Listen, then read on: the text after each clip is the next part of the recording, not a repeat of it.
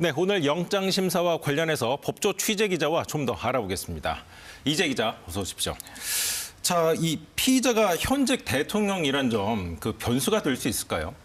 네, 법원에 오갈 때 경호가 강화된 것은 사실입니다. 단 법정에서는 한 명의 피의자로서 같은 절차를 거치게 되는데요. 네. 실제로 오늘 법정에서 영장실질심사 과정에서 윤 대통령에 대한 호칭은 피의자로 통일이 됐습니다. 다만 현직 대통령의 내란이라는 이 혐의의 중대성 때문에 영장심사를 하는 법원의 고심은 한층 더 길어질 수 있습니다. 네, 오늘 차은경 판사가 영장심사를 맡았는데 영장 전담은 아니고 오늘 당직 판사죠?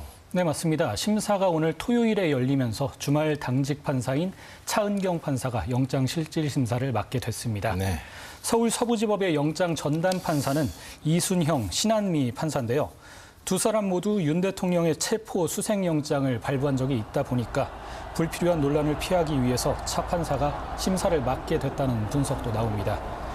차 판사는 이재명 대표의 측근 정진상 씨의 구속 적부심 기각, 또 인사보복 혐의로 기소된 안태근 전 검사장의 파기환송심에서 무죄를 선고한 인물입니다. 네, 이게 좀 전 보도에서도 봤습니다만 만약 윤 대통령 영장이 기각된다면 수사는 멈춘다고 봐야겠죠?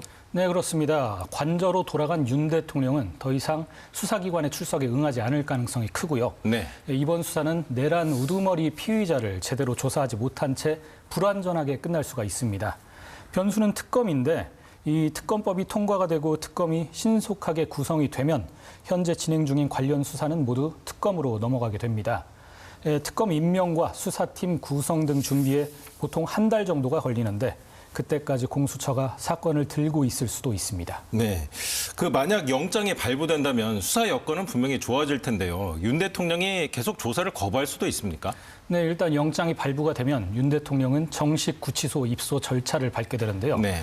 다만 윤 대통령은 현재 공수처 수사가 불법이라면서 조사에 응하지 않겠다, 협조하지 않겠다 이런 입장을 밝히고 있어요.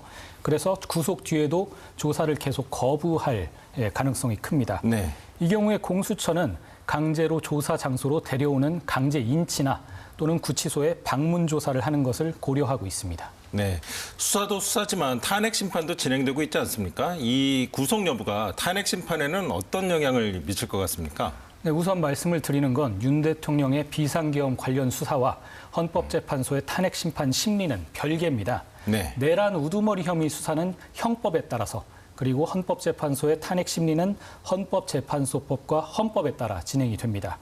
하지만 법조계에선 이번 구속영장 심사 결과가 헌재 심리에도 영향을 미칠 수밖에 없다는 분석이 나오는데요. 비상계엄의 위법성과 중대성에 대한 법원이 1차 판단이 나오는 셈이거든요. 비상계엄의 헌법 위배 정도를 따져야 하는 헌재도 오늘 결과를 마냥 무시할 수만은 없다는 겁니다. 당장 오는 21일 열리는 탄핵심판 3차 변론 기일에서부터 국회 탄핵소추단과 윤 대통령 측이 오늘 영장심사 결과를 두고 치열한 공방을 벌일 것으로 예상이 됩니다. 네, 이재 기자 잘 들었습니다.